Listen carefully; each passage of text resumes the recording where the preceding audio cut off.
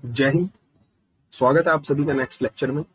ये है geometric progression. बहुत से स्टूडेंट के लिए बिल्कुल नया टॉपिक होगा क्योंकि एपी हम पढ़ चुके होते हैं। जीपी के बारे में चर्चा 10th क्लास में होती नहीं है और 11th क्लास में इतना चीजें नहीं आती समझ में। तो देखो, सबसे पहले हम बेस पर काम करेंगे। क्वेश्चनों का लेवल वैसा ही है जैसा लेक्चर्स में रहता है, लेकिन मैं आपको पहले इस चीज के बारे में समझाऊंगा जीपी है क्या, क्योंकि जब तक ये चीज समझ में नहीं आएगी आप आगे क्वेश्चन अप्लाई नहीं कर पाओगे।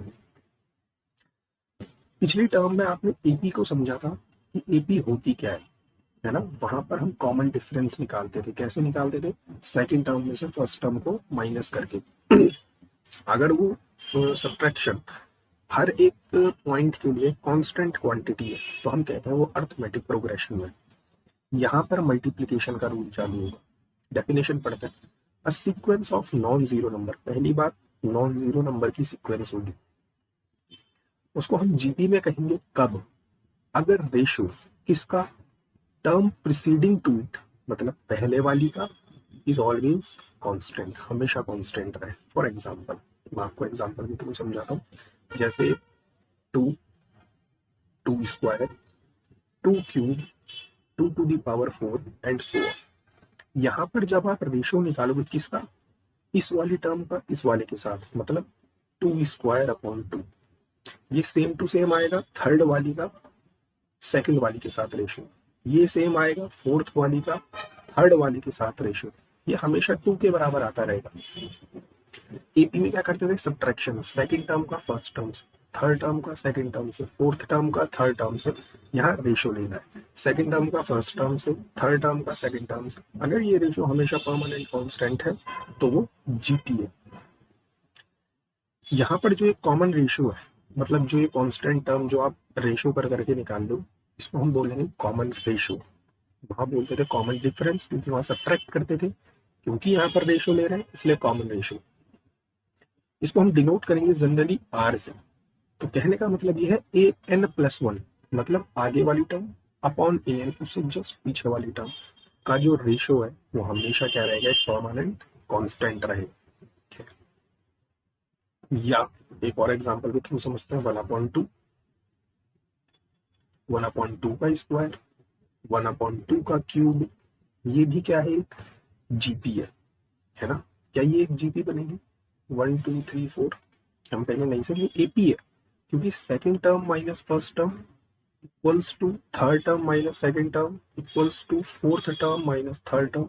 इनका जो सब्ट्रैक्शन है वो हमेशा वन है। लेकिन अगर मैं रेशियो लेने गया तो सेकंड टर्म का फर्स्ट टर्म से ये इक्वल नहीं है थर्ड टर्म का सेकंड टर्म से, तो ये जीपी नहीं है। तो होप आपको जीपी ये बात समझ में आई होती क्या है, सबसे पहली बात। दूसरी बात, जब हम एपी पढ़ते हैं तो एपी में अगर आपसे कोई पूछे कोई जनरल एपी लिख कर दिखाओ तो आप कैसे लिखते हो? ए कॉमा ए माइनस डी कॉमा ए माइनस टू डी, सॉरी ए प्लस डी, ए प्लस टू डी, फिर ए प्लस थ्री डी, ऐसे ही लिखते हैं ना। ये जनरल किसी भी एपी को दिखाने का एक अंदाज है। अब अगर मुझे इसी को जीपी में कन्वर्ट करना है, इसी फॉर्मेट को ध्यान में रखते हुए मुझे जीपी बनानी, मैं कैसे बनाऊंगा? ए मेरी फर्स्ट टर्म, यहाँ सारा काम मल्टीप्लीकेशन में चल रहा है तो जहां जहां पर एडिशन है मैं वहां मल्टीप्लाई लगाऊंगा।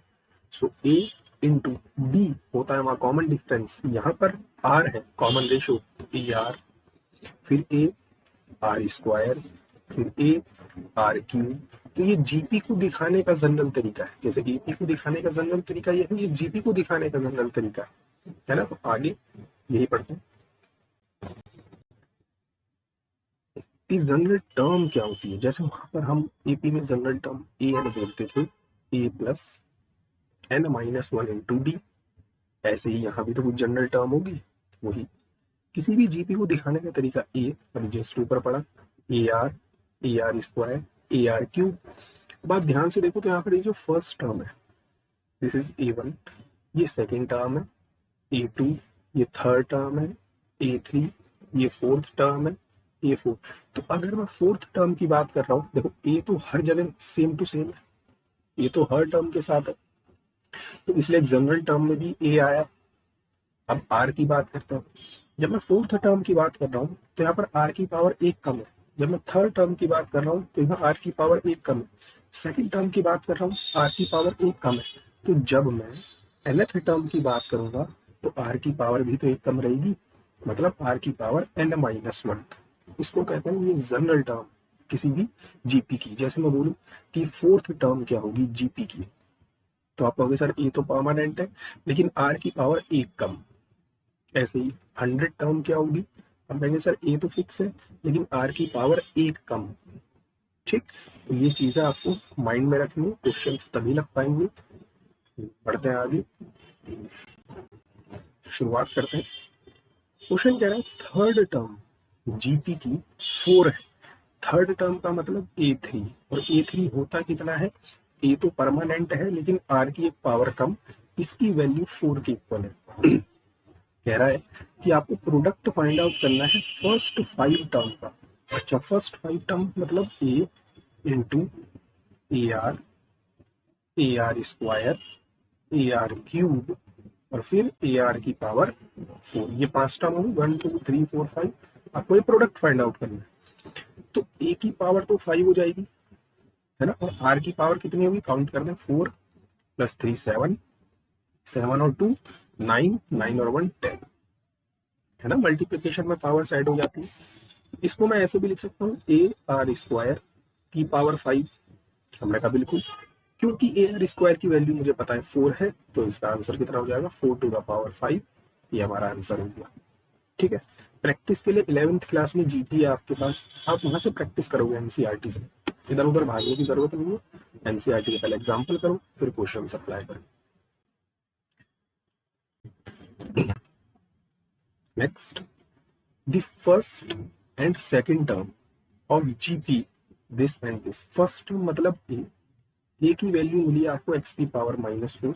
सेकंड टर्म होती है ए टू मतलब ए तो फिक्स ही रहेगा और आर की पावर एक कम हो जाएगी, इसकी वैल्यू कितनी है, x की पावर n। अच्छा, अगर मुझे सेकंड टर्म और फर्स्ट टर्म पता है तो मैं कॉमन रेशियो यानी r की वैल्यू निकाल सकता हूँ। सो r की वैल्यू कितनी हो जाएगी, r होता है A2/A1, second term upon first term, means x की पावर n अपॉन x की पावर -4। तो ये कितना हो जाएगा, x की पावर n+4। क्लियर है, ये आ गया मेरे पास कॉमन रेशियो r। तो मुझे कॉमन रेशियो भी पता चल गया, मुझे फर्स्ट टर्म भी पता चल गई, अब जो मर्जी उससे निकलवा लो, मैं वो निकाल दूंगा। क्वेश्चन कह रहा है अगर x की पावर 52 एट्थ टर्म है, एट्थ टर्म मतलब ए8 होता कितना है, ए आर की पावर 7, इसकी वैल्यू कितनी मिली है, x की पावर 52। यही तो बोला क्वेश्चन में। तो कह रहा है आप n की वैल्यू कैलकुलेट करो। हमने कहा ठीक है, ए हमें पता है फर्स्ट टर्म x की पावर -4 गिवन है, आर हमने निकाल लिया है x की पावर n+4 और इसकी पावर 7, और इसकी वैल्यू इक्वल है x की पावर 52 की। ठीक है जी, नाउ x की पावर -4 ये हो जाएगा x की power 7n + 28 equals to x की पावर 52। अब मुझे पता है मल्टीप्लीकेशन में पावर ऐड होने वाली है, so this we have x की power 7n + 24 equals to x की पावर 52। अब इन दोनों के बेस सेम है तो पावर भी सेम ही बनेगी। इसका मतलब 7n + 24 की वैल्यू किसके बराबर आ जाएगी, 52 के। तो यहाँ से 7n किसके इक्वल आ जाएगा, 52 - 24। सो n यहाँ से आ जाएगा आपके पास 8 और 2 डिवाइडेड बाई 7, एंड ये 4 टाइम्स कट जाएगा। सो n की वैल्यू कितनी आ गई, 4। ये बहुत इजी प्रॉब्लम्स है, बस आपको समझनी है चीजें, है ना। बाकी प्रैक्टिस के लिए मैंने बता ही दिया आपको, आपकी एनसीईआरटी करनी है। कह रहे किसी भी जीपी में, जीपी काय की है, पॉजिटिव टर्म्स की। सब क्वेश्चन को बहुत इत्मीनान से, any term is equal to the sum of next 2 term, मतलब जो आपकी कोई भी टर्म है, सपोज आपने n+2th टर्म उठाई, ये किसके इक्वल है, any term is equal to the sum, किसके सम के, नेक्स्ट 2 टर्म के, मतलब n+2 किसके बराबर होगी, n+3 + n+4 के। तो कहने का सीधा सा मतलब ये है कि अगर मैं A1 उठा रहा हूँ तो A1 की वैल्यू किस किस के बराबर होगी, A2 प्लस A3 के, आगे आने वाली दो टर्म्स के सम के बराबर। Then the common ratio, R की वैल्यू जानना चाह रहा है, R कितना होगा। तो A1 होता क्या है, A2 क्या होता है, A तो फिक्स ही रहेगा R, फिर A3, A तो फिक्स ही रहेगा R स्क्वायर। तो यहाँ से A को कैंसिल आउट किया जा सकता है, तो यहाँ से 1 equals to R plus R square. Now ये क्या बन गया, ये R में क्वाड्रेटिक इक्वेशन बन के तैयार हो गई। और क्वाड्रेटिक इक्वेशन को सॉल्व कैसे करेंगे, -1 plus minus under root of B square minus 4AC upon 2A। तो यहाँ से R की वैल्यू कितनी मिल जाएगी, -1 plus minus square root of 5 upon 2। अब क्वेश्चन में ये बोला है पॉजिटिव टर्म्स, तो जब तक R पॉजिटिव नहीं होगा आपको टर्म्स पॉजिटिव नहीं मिलेंगी। तो यहाँ से R की वैल्यू हम कौन सी वाली लेंगे, पॉजिटिव वाली। ठीक, तो बाकी के क्वेश्चंस, बाकी का आगे का लेक्चर करते हैं नेक्स्ट सेशन में। तब तक के लिए जय हिंद, जय भारत।